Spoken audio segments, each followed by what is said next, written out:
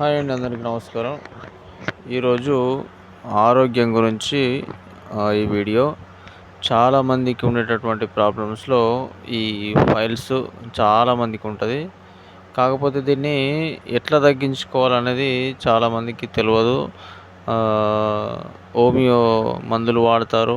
అట్లాగే మెడిసిన్ వాడతారు. అయినా గానీ తగ్గుతుంది. మళ్ళీ రిపీట్‌గా మళ్ళీ వస్తుందన్నమాట. ఆపరేషన్ జేసినా గానీ మళ్ళీ వస్తుంటాయి. అయితే దీనికి నేను యూట్యూబ్‌లో కొన్ని వీడియోస్ చూసి నేచురల్‌గా నేనెట్లా తగ్గించుకున్నాననేది ఈ వీడియోలో చెప్పబోతున్నాను. అయితే ఇది 100% వాస్తవం. నాకు కూడా ఈ సమస్య ఉండే గతంలో. కాకపోతే నేను చాలా ఇబ్బంది పడ్డా.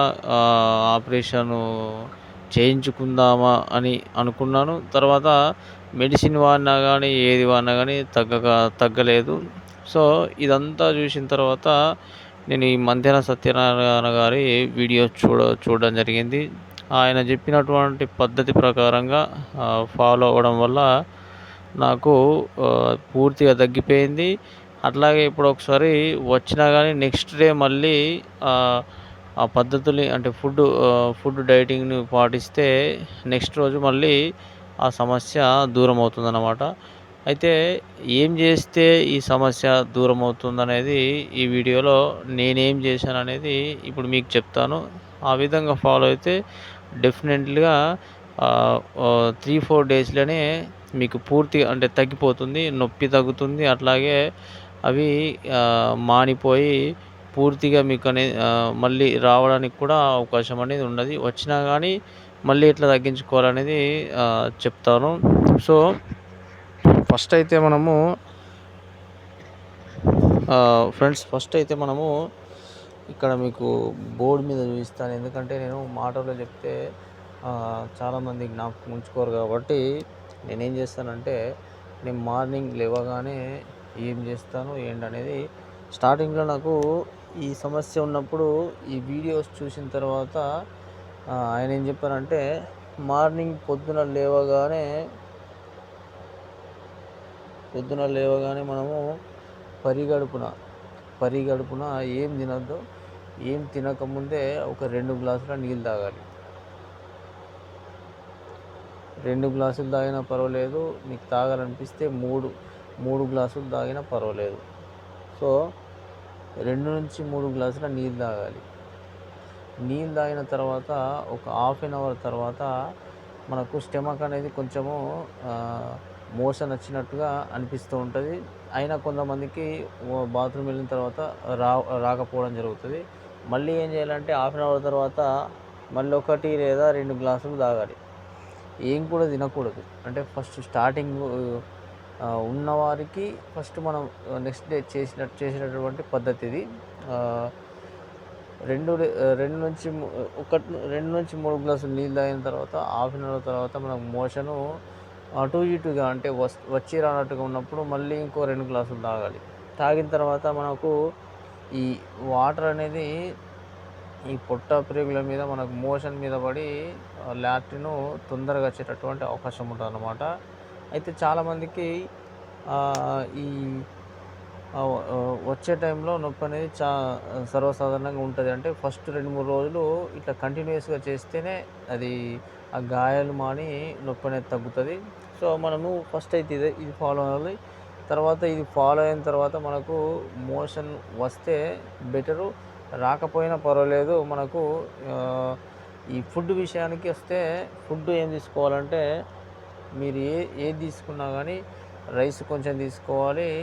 కర్రీసు ఎక్కువ తీసుకోవాలి. మీరు రైస్ ఎంత తీసుకుంటారో కర్రీస్ కూడా అంతే తీసుకోవాలన్నమాట. అంటే పీచు పదార్థాలు ఎక్కువగా ఉండాలి.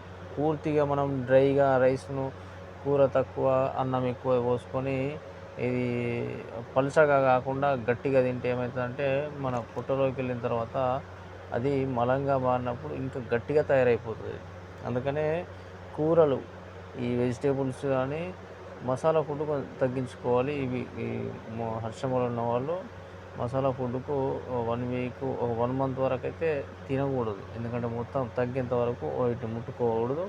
వెజిటబుల్సు పీచు పదార్థాలు ఉన్నటువంటి వెజిటబుల్స్ ఇవ్వాలి. చిక్కుడు గానీ, గోరు చిక్కుడు, అట్లాగే అంటే పొట్టు తీయకుండా అట్లాగే అలచంతలు ఇలాంటివి అందులో పీచు పదార్థాలు ఉంటాయి. బెండకాయ గానీ ఇలాంటివి ఒత్తుగా తినాలన్నమాట. అన్నం ఎంత ఉంటే కర్రీస్ అంత తీసుకోవాలి.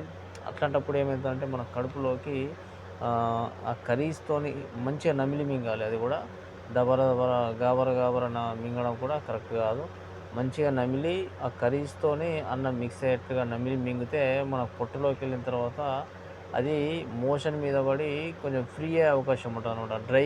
డ్రై అవ్వడానికి చాలా తక్కువ అవకాశాలుంటాయి. సో, మనం ఇక్కడ వాటర్ ఒకటి, అట్లాగే పీచు పదార్థాలున్నటువంటి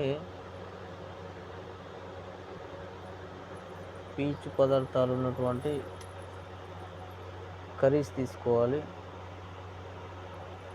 అట్లాగే అన్నము ఎంత ఉంటే కూరలు అంత ఉండాలన్నమాట. అన్నం ఎంత ఉంటే కూరలు అంత ఉండాలి. మీరెప్పుడు తీసుకున్నా ఇది ఫాలో అవ్వాలి. ఈ ఫైల్స్ ప్రాబ్లమ్ ఉన్నవాళ్ళు. అట్లాగే దీంతో పాటుగా అన్నం తిన్న ఒక హాఫ్ అన్ అవర్ తర్వాత మళ్ళీ సేమ్ వాటర్ అనేది తీసుకోవాలి. ఒక గ్లాసు మళ్ళీ హాఫ్ అన్ అవర్ తర్వాత ఇంకో గ్లాసు, 1 అవర్ తర్వాత ఇంకో గ్లాసు.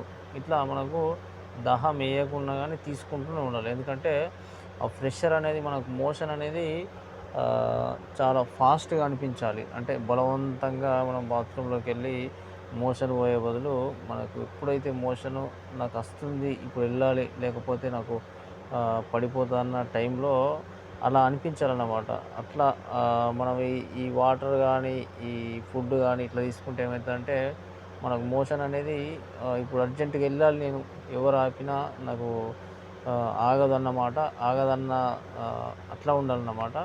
సో, ఈ విధంగా చేస్తే మోషన్ అనేది ఒక 2, 3 సార్లు ఫ్రీగా ఎళ్ళిపోతది. నొప్పనేది ఉంటది. ఎందుకంటే మీకు ఆ సమస్య ఉంది కాబట్టి నొప్పనేది ఒక 2, 3 రోజుల వరకు ఉంటది. అయితే తర్వాత నెక్స్ట్ డే కూడా ఇలాంటి ప్రాసెస్‌ని ఫాలో అవ్వాలి. పొద్దున లేవగానే 2, 3 గ్లాసుల నీళ్ళు, అట్లాగే కర్రీసు, అట్లాగే మనము ఈ చపాతీలకు బదులు జొన్న రొట్టె తింటే ఇంకా బెటరు. ఎందుకంటే అది మోషన్ అవ్వడానికి చాలా ఫ్రీగా ఉంటదన్నమాట.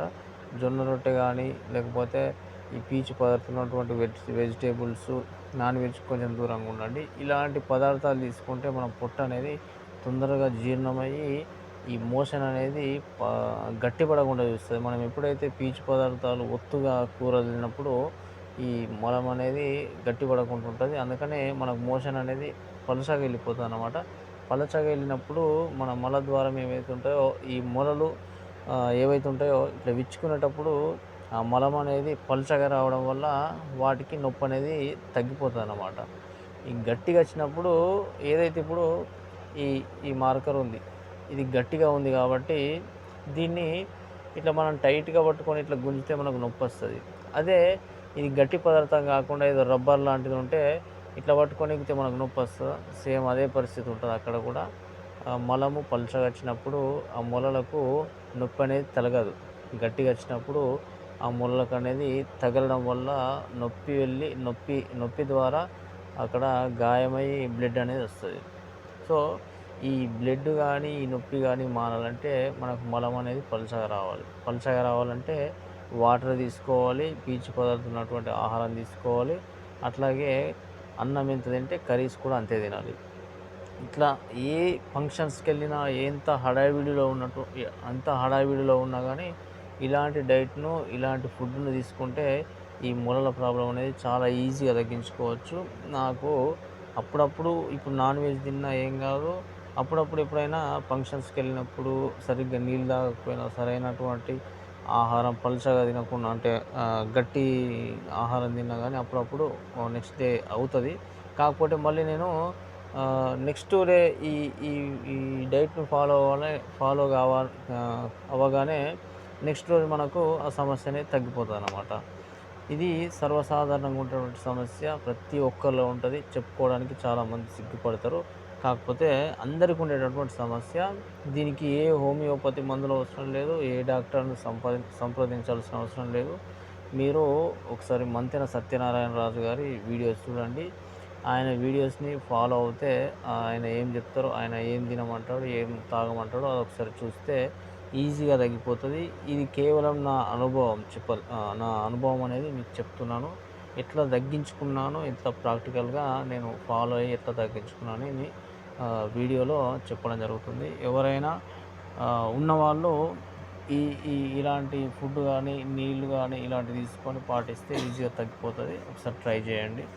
వీడియో నచ్చితే ఒక లైక్ చేయండి.